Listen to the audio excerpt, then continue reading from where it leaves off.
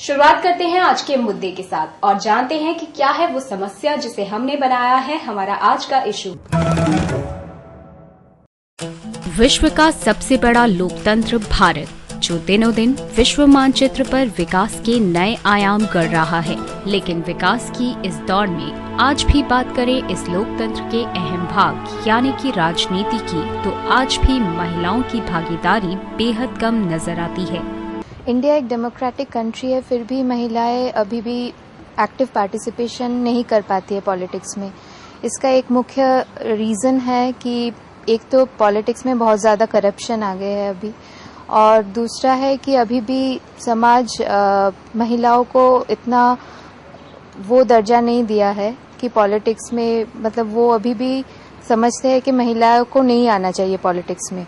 हालांकि पंचायती राज जैसे स्तर पर महिलाओं को 33% आरक्षण मिल जाने के बावजूद भी उनकी राजनीति में सक्रियता खुलकर सामने नहीं आ पा रही। रिपोर्ट की माने तो राजनीति में बढ़ता अपराधीकरण और पारिवारिक जिम्मेदारियों के चलते महिलाएं राजनीति में नहीं आ पाती।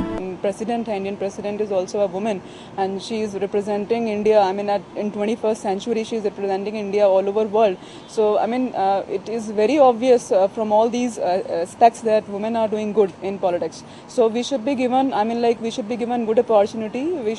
In fact, we should be given half of the in Indian politics we should be given tickets in the politics as well, so that हम लोग भी मतलब कुछ दिखा सके कि we are also good। बहरहाल राजनीति में महिलाओं की इस सक्रियता को बढ़ाने के लिए हर बार अधर में अटक चुके महिला आरक्षण बिल को हाल ही में राज्यसभा द्वारा मंजूरी दे दी गई है। और अब देखना ये है कि क्या संसद के दूसरे सदन यानी लोकसभा में भी महिलाओं का ये हक अपनी जगह बना पाता है। इसी विषय पर और अधिक जानकारी के लिए हमने बातचीत की हमारी एक्सपर्ट से। लोकसभा में महिला आरक्षण बिल ना पास होने की क्या वजह मानती हैं आप?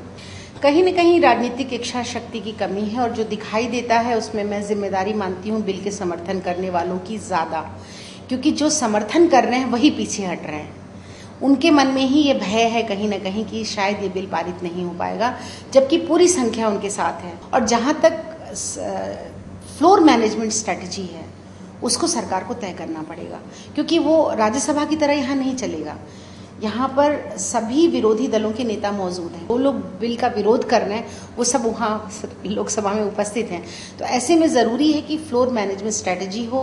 पहले स्पीकर बुलाकर एक मीटिंग रख लें, उस मीटिंग में ये तय हो जाए कि पार्लियामेंट के अंदर कोई भी असंसदीय हरकत नहीं की जाएगी। तो अगर मैं सिस्टमेटिक ढंग से कहूँ, सबसे पहले विपक्ष से बातचीत हो, एक फ्लोर मैनेजमेंट स्ट्रैटेजी बने, और जो लोग असंसदीय व्यवहार कर रहे हैं उनको पार्लियामेंट के अंदर ना रहने दिया जाए। महिलाओं के जिस आरक्षण की बात की जा रही है उसके मिल जाने पर महिलाओं की स्थिति में क्या सुधार आ सकता है? सिर्फ ना भारतीय महिलाओं की दशा में सुधार आएगा, बल्कि भारतीय लोकतंत्र की जो दशा आज हो रही है या दुर्दशा जो हो रही है उसमें भी सुधार आएगा।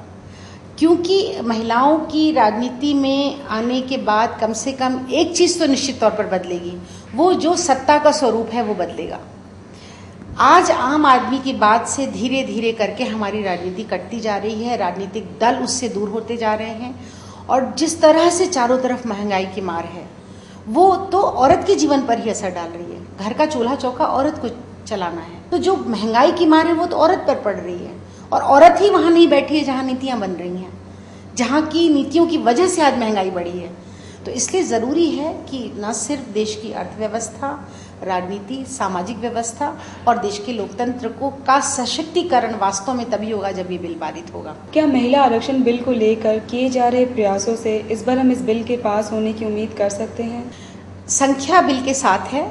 अगर ये बिल पटल पर लाया जाता है सदन के तो निश्चित तौर पर पास होगा, क्योंकि देखिए ये सिर्फ औरत का मसला नहीं है, जैसा कि हम लोग बार बार कहते हैं, ये लोकतंत्र का मसला है, ये सत्ता के स्वरूप का मसला है, ये देश के आर्थिक विकास का मसला है। महिलाओं की राजनीतिक सक्रियता को लेकर आप उन्हें क्या संदेश देना चाहेंगे? राजनीति एक जिंदगी का हिस्सा है, हर जगह राजनीति है, परिवार में राजनीति है, काम की जगह पर राजनीति है, खेलकूद के मैदान में राजनीति है, समाज में राजनीति है।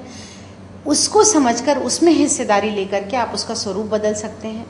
सिर्फ बैठकर शिकायत करने से काम चलने का समय नहीं है। तो औरतों को भी राजनीति में पूरे जोर शोर के साथ आना चाहिए। लेकिन एक चीज़ का मैं निश्चित तौर पर कॉशन करती हूँ कि अगर आप राजनीति में आने की इच्छा रखती हैं तो आप कुछ मूल्यों को लेकर चलें। राजनीति मूल्यों के आधार पर सिद्धांत से बनकर आप एक तरह से अपनी ट्रांसपेरेंसी और अकाउंटेबिलिटी की जो पॉलिटिक्स है वो करना सीखें औरतें, और उसमें ही सामने आए।